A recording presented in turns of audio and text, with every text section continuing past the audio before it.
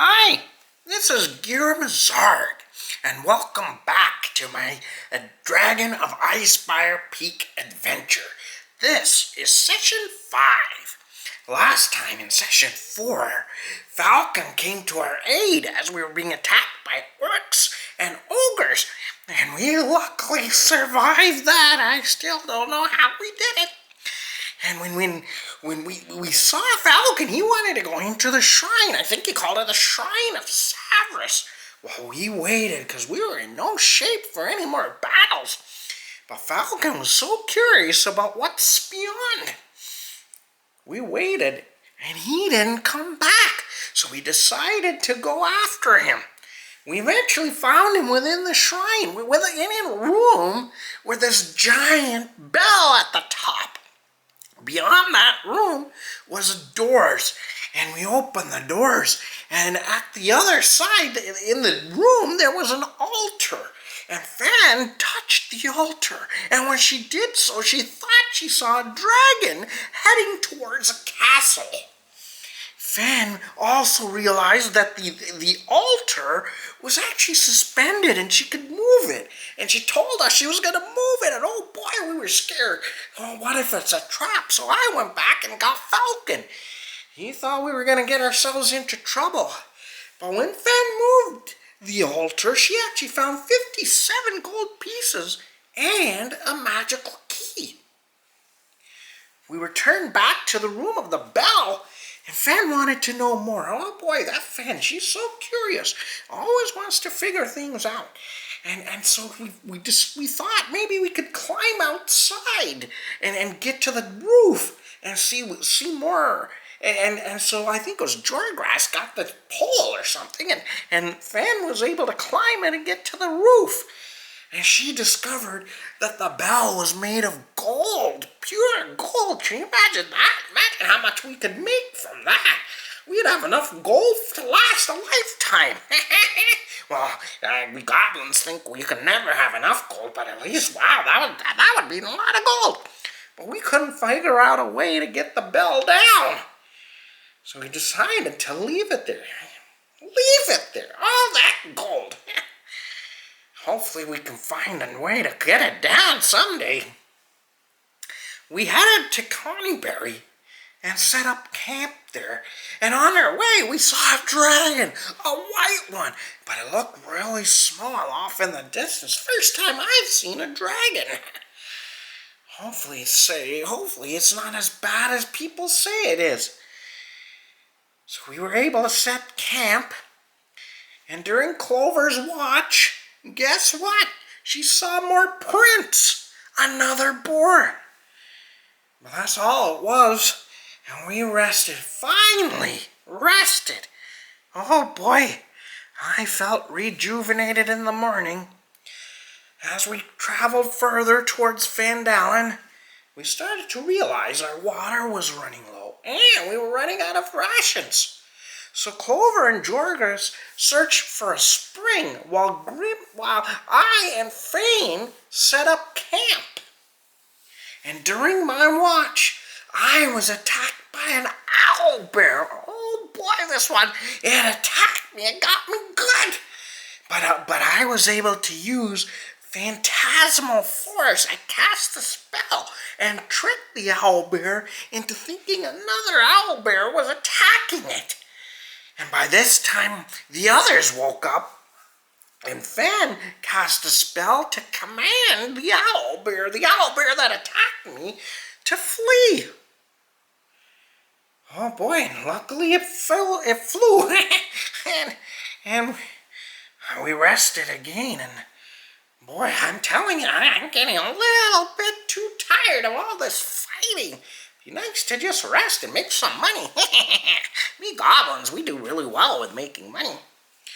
So eventually we ended up finally making it to Phandalin.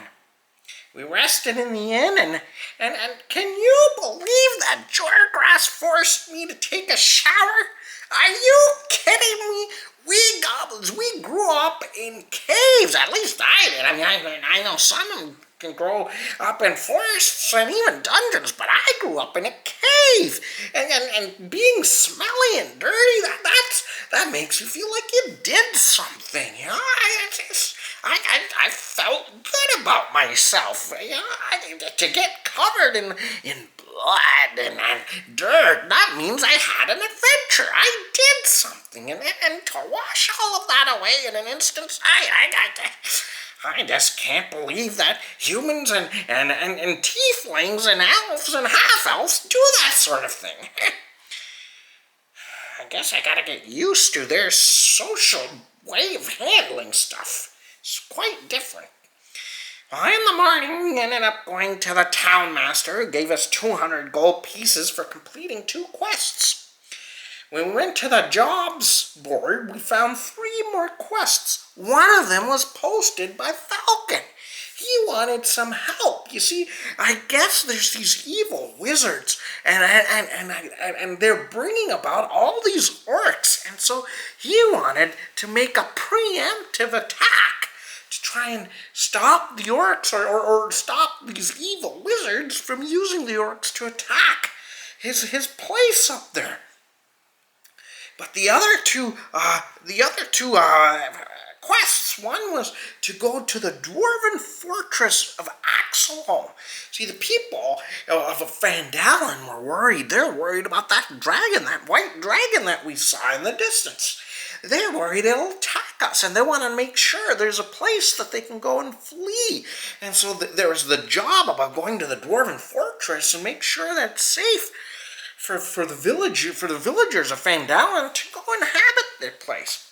And the other quest, that was interesting. That was about a magical sword near Neverwinter.